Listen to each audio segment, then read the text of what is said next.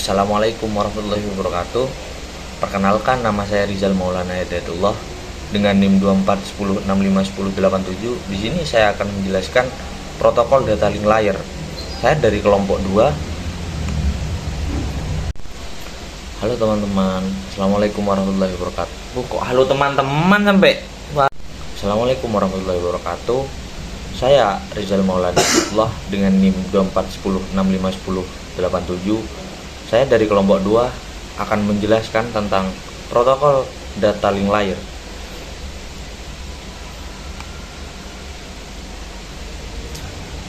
Apa itu data link layer? Data link layer adalah lapisan kedua dalam model OSI tepat di atas physical layer.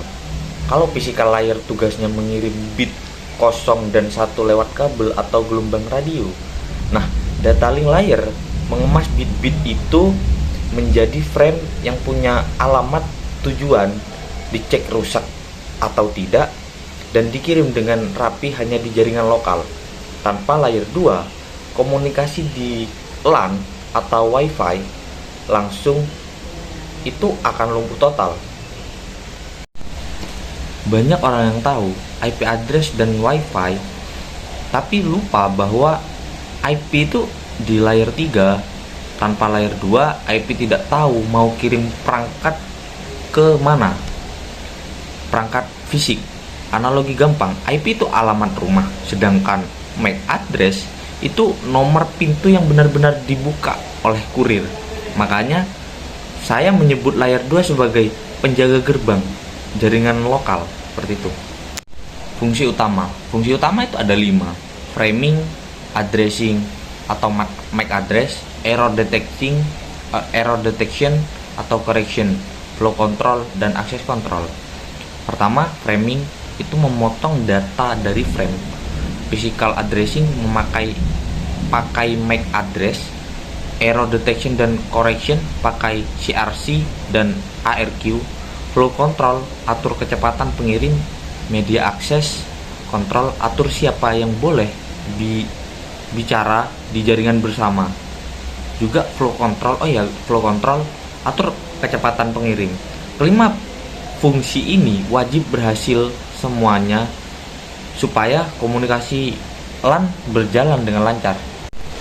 Berikutnya, framing adalah proses mengubah data besar menjadi potongan kecil bernama frame.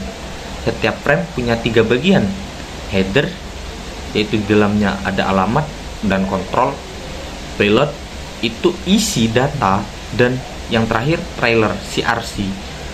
Bayangkan seperti mengirim surat lewat pos, harus pakai amplop, tulis alamat pengirim dan penerima, terus dikasih cap pos supaya tahu rusak atau tidak amplop tersebut. Kalau tidak ada framing, penerima bingung mana awal dan akhir data. Yang berikutnya, MAC address adalah alamat fisik 48 byte. Contohnya 00 strip 1A, strip 2B, strip 3C, strip 4D, dan strip 5E. Alamat ini tertahan permanen di NIC kartu jaringan setiap perangkat, seperti KTP perangkat. MAC hanyalah dipakai di jaringan lokal. Switch dipakai di MAC ini untuk mengarahkan frame ke port yang benar, berbeda dengan IP yang bisa berubah-ubah. Berikutnya, error detection dan correction. Selama perjalanan, frame bisa rusak karena noise. Cara mendeteksi: CRC, Cyclic Redundance Check, itu hitung nilai matematika dari data. Kalau sampai tujuan CRC tidak cocok, sama dengan frame rusak. Cara memperbaiki: pakai ARQ. Contoh paling sederhana, stop and wait. Kirim 1 frame, kemudian tunggu ACK, kemudian kalau tidak ada ACK atau NAK, dikirim ulang. Ada juga go back end yang lebih tepat, tapi intinya sama. Pastikan data sampai dengan 100%. Media access control. Kalau banyak perangkat pakai media yang sama, kabel dan udara, harus diatur siapa boleh ngomong duluan. Ethernet kabel lama pakai CSMA atau CD, kemudian dengan carrier sense dikirim Jikalau tabrakan collision detected, itu akan berhenti, kemudian bakal ngulang lagi. Terus ketika wifi pakai GSMA atau CA, karena tidak ada yang bisa mendeteksi tabrakan, jadi hindari dengan jarak acak sebelum mengirim. Ini yang bikin wifi kadang lemot kalau dipakai orang banyak. Contoh proses kerja.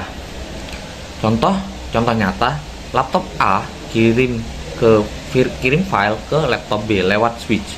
Pertama, data turun dari layar 3 dibuatkan frame, kemudian ditambah MAC laptop B dan CRC, dikirim lewat NIC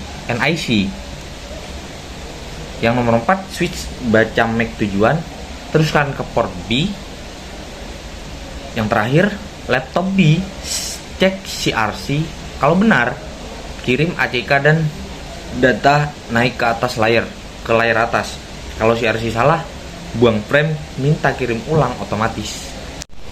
Jadi kesimpulannya, data link layar adalah penjaga gerbang sebenarnya di setiap komunikasi jaringan lokal yang kita lakukan setiap hari, baik itu buka wifi, streaming, transfer file, atau main game. Tanpa layer 2, bit-bit dari fisikal layar tidak punya alamat.